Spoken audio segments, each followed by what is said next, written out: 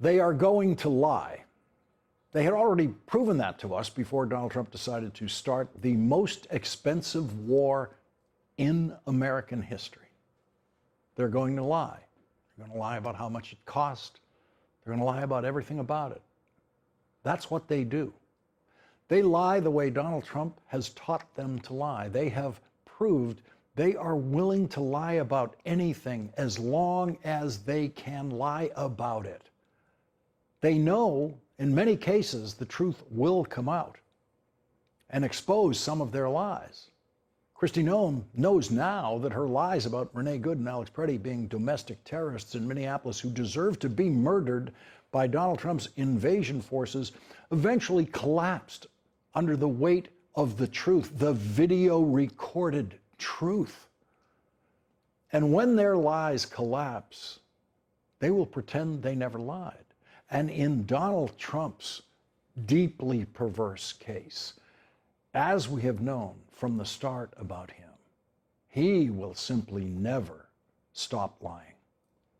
A reporter trying to catch Donald Trump in a lie to his face will simply be handed another lie by Donald Trump, as we saw him do today about the war he decided to start, which in its first 12 days has cost more than $11.3 billion.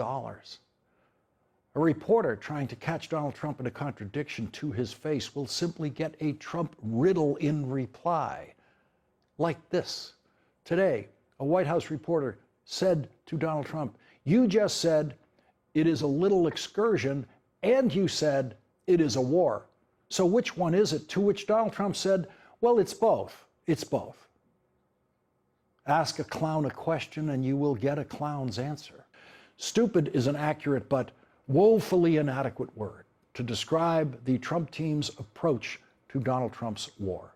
New reporting by the New York Times indicates there is even more proof that from the start, they have had no idea what they're doing and no ability to anticipate the most obvious results of launching such a war, including blocking 20% of the world's oil supply from moving through the Strait of Hormuz, thereby sending the world's oil price skyrocketing along with the price of gasoline in the United States. The New York Times reports Donald Trump and his sycophantic incompetence couldn't see that one coming.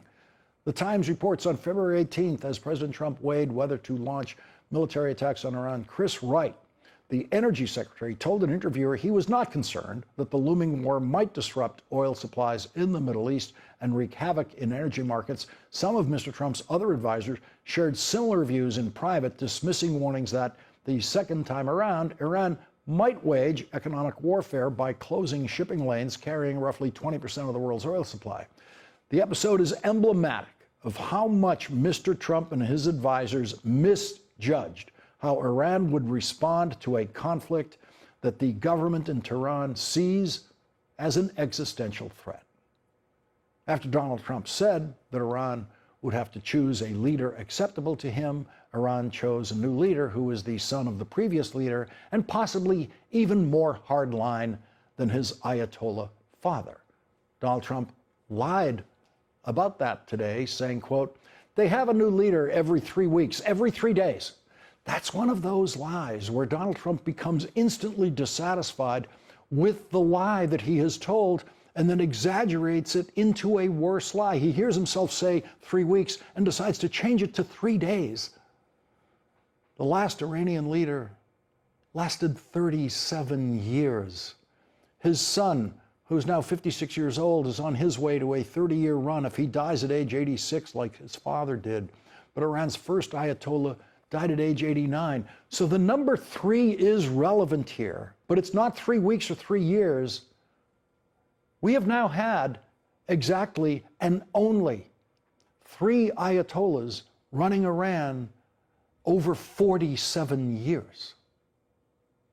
A new report by Reuters tonight says Donald Trump's own intelligence agencies has assessed there has been no real effective change in the leadership of Iran. The most famous object ever to take its place on the Oval Office desk was made in a federal prison in Oklahoma for the President of the United States, Harry Truman. A U.S. Marshal had it made and delivered to the President. It was a walnut base, 13 inches wide, with a painted glass sign that said, "The buck stops here." Harry Truman lived those words in the presidency and never tried to evade responsibility for his decisions or the decisions of his subordinates. In an address to the National War College in 1952, President Truman said, "When the decision is up before you, and on my desk I have a motto which says the buck stops here, the decision has to be made. That decision may be right, it may be wrong. If it is wrong, and it has been shown that it is wrong, I have no desire to cover it up. I admit it and try to make another decision that will meet the situation." And that is what any president of the United States has to do. Donald Trump doesn't see it that way. And he proved that again today in the most vile possible way with another ugly Trump lie. In his final address to the nation from the Oval Office, Harry Truman said, "The president, whoever he is, has to decide. He can't pass the buck to anybody. No one else can do the deciding for him. That's his job." And in that final address to the nation, President Truman said this: "There is no job like it on the face of the earth. In the power which is concentrated here at this desk, and in the responsibility and difficulty of the decisions. I want all of you to realize how big a job, how hard a job it is, not for my sake, because I'm stepping out of it, but for the sake of my successor. He needs the understanding help of every citizen." Harry Truman would be sickened by what his successor did today when Donald Trump lied about what we now know was an American Tomahawk missile targeted at a girls' school in Iran. A U.S. official familiar with the matter told MS Now that a preliminary investigation by the Pentagon has found that U.S. forces bombed a school in Iran due to dated targeting information that identified the building as part of an adjacent military complex. So that's the government's own preliminary investigation, confirming what the New York Times has been reporting for days, which the Trump team was claiming was some kind of harassment of the White House. That is what Donald Trump's press secretary called New York Times accurate reporting about the American missile attack on that girls' school. Harassment, that was her word for it. Today, the New York Times reports a visual investigation by the Times showed the building housing the school had been fenced off from the military base between 2013 and 2016. 3 public entrances were open to the school. Ground was cleared, and play areas, including a sports field, were painted on asphalt, and walls were painted blue and pink. So the outdated targeting information that Donald Trump's team of incompetence was using that attacked that school was at least 10 years old. And now 175 people, most of them children, are dead. First, Donald Trump lied, as he always does. He first attempted to blame Iran, saying Iran could somehow obtain and operate an American Tomahawk missile, which is, of course, a complete screaming lie that Donald Trump only tried once. And the next day, Donald Trump said there's an investigation going on, so he wasn't going to talk about it. And then today he reached a new low in Trump lying when he tried to claim he didn't know about the attack. He didn't know about the dead children. He actually said the words, "I don't know about it." And so during Donald Trump's lifetime, we have watched the presidency go from "the buck stops here" to "I don't know about it." Please keep Harry Truman in mind and imagine him watching Donald Trump respond today to the question, as Commander-in-Chief, do you take responsibility for that? A new report says that the military investigation has found that the United States struck the school in Iran. As Commander-in-Chief, you take responsibility for that. That is what?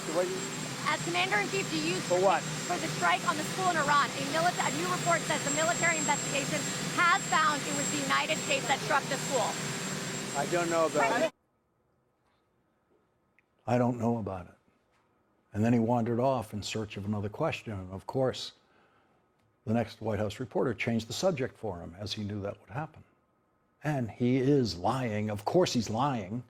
This time he's lying about the deaths of girls in Iran, brave enough to try to get an education, the girls who could be the future for the kind of Iranian society we would all like to see. Some of those girls might have helped lead Iran into that future. And Donald Trump, once again, disgraces the American presidency, this time by saying, I don't know about it, when he is asked about the death of those girls killed by an American Tomahawk missile. Donald Trump doesn't know about a lot of things. Donald Trump doesn't know most things that he needs to know and should know, but Donald Trump knows. Those girls were killed by one of his Tomahawk missiles. And he knows those girls would be alive today if he did not decide to start his war in Iran. The war that he called today a little excursion. In a little excursion, girls don't get killed in their classrooms. In a little excursion, soldiers don't face amputation. In a little excursion, soldiers don't have brain damage. In a little excursion, soldiers are not killed.